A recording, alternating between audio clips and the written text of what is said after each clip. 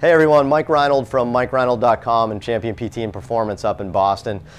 Just wanted to again share another little tidbit with how I assess overhead shoulder mobility in people that may be limited. Okay, so one little tip that I do sometimes that I think people either sometimes forget or maybe they haven't been exposed to it is when you really stabilize the scapula and you're bringing the arm up overhead and you see some sort of limitation. So for example, maybe their arm, their elbow isn't quite getting to the horizon or the table.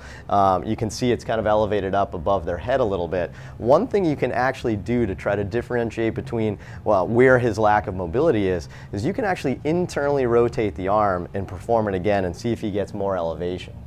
Okay, so what you're doing with internal rotation is you're taking slack out of the latissimus, the teres major, probably more than anything. You're taking the slack out of that soft tissue when you perform overhead elevation to see if that may be part of the person's limitation in their overhead mobility.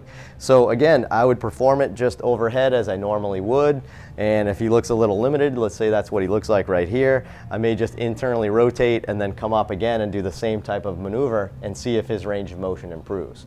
And if it does, I know that it's probably not a joint capsule restriction or anything like that. It's actually probably just some sort of length or issue with some soft tissue of the internal rotators, which again is mostly the lat and the teres major.